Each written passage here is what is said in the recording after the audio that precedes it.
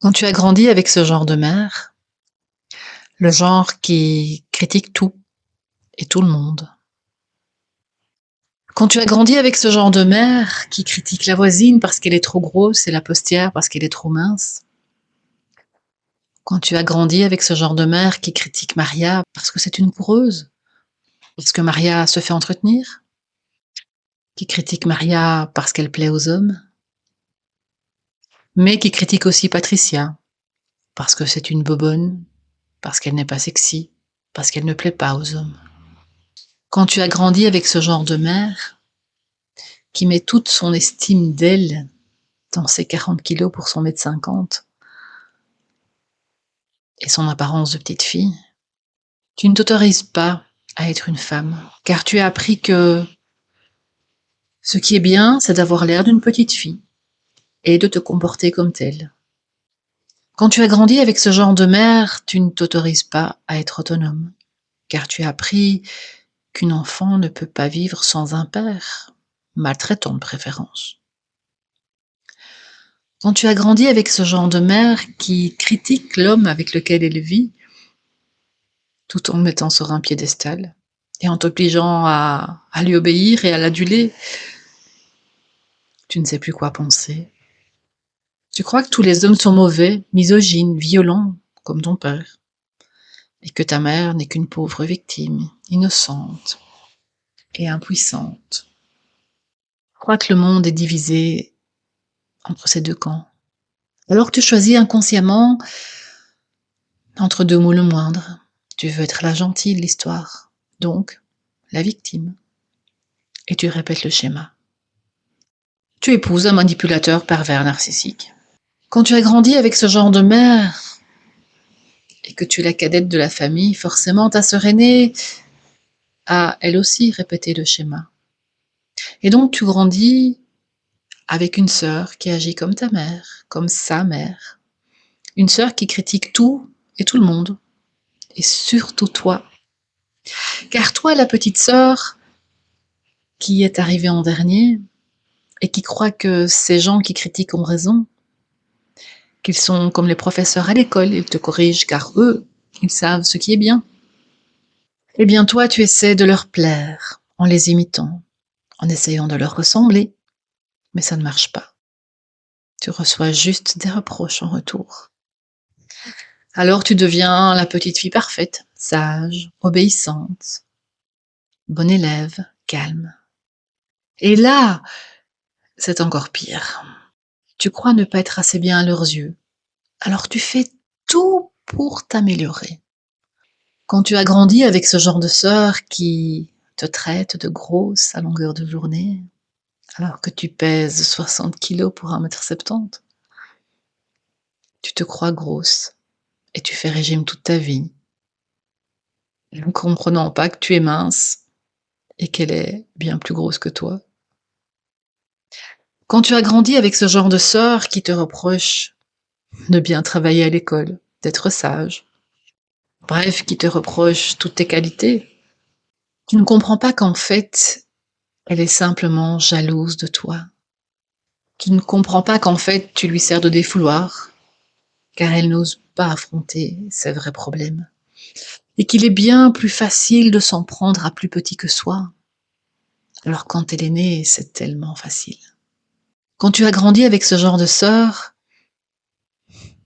tu as l'impression de ne rien valoir. Alors tu fais tout pour te perfectionner. Tu prends des cours de diction, tu travailles dur dans tous les domaines.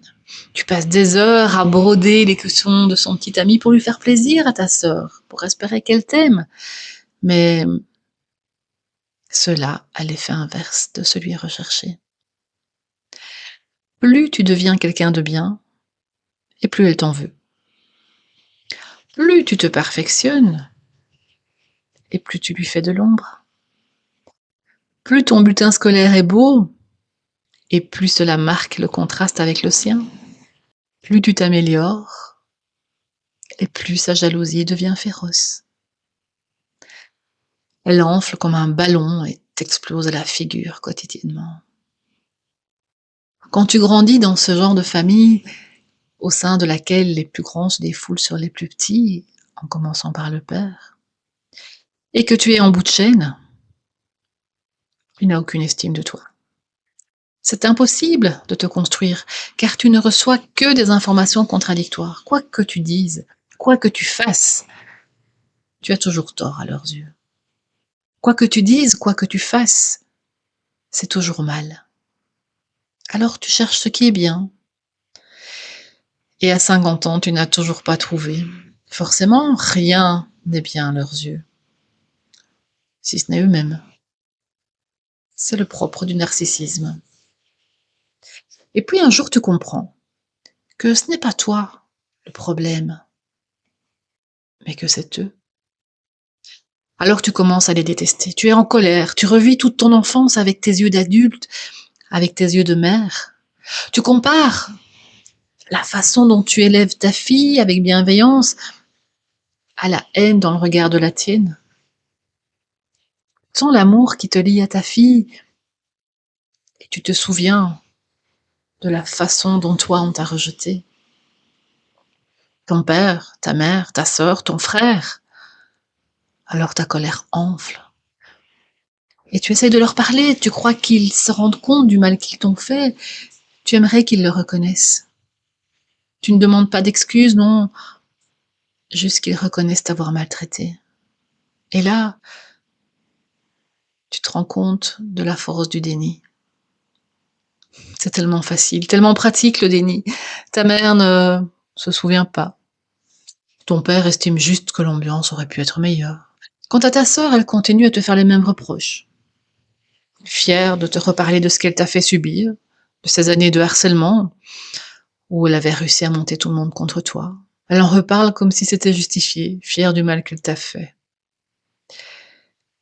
Et tu ne décolères pas.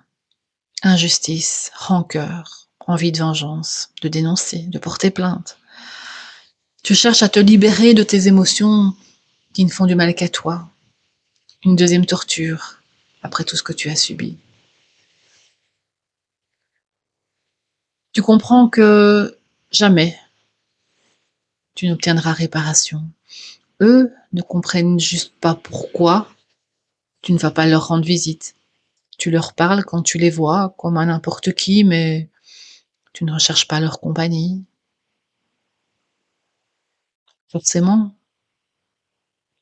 si au fond de toi, tu espères toujours être aimé par eux, tu constates que tu ne reçois que des critiques. Alors tu lâches prise. Tu continues à travailler sur toi et tu essaies de les pardonner. Pas pour eux, mais pour toi, pour te sentir mieux, pour te libérer de ces traumatismes, de cette colère qui te pourrit la vie. Et puis un jour, tu comprends que être quelqu'un de bien, cela n'a rien à voir avec ton physique, rien à voir avec ton poids, ta taille ou ta couleur de cheveux. Tu comprends que être quelqu'un de bien, c'est vouloir du bien aux autres et non les jalouser, les critiquer, les détruire comme eux l'ont fait avec toi. Et tu te rends compte qu'en fait, tu es quelqu'un de bien. Quoi qu'ils en disent, quoi qu'ils en pensent. Et être quelqu'un de bien, c'est surtout ne pas être comme eux. Et alors tu te dis qu'avoir été rejeté par eux est peut-être une bonne chose, car tu ne veux pas faire partie de ce clan, tu ne veux pas leur ressembler. Tu te rends compte que tu es quelqu'un de bien et que tu préfères le rester plutôt que de correspondre à leurs critères. Tu te rends compte que tu es quelqu'un de bien et tu dis bonjour, estime de moi.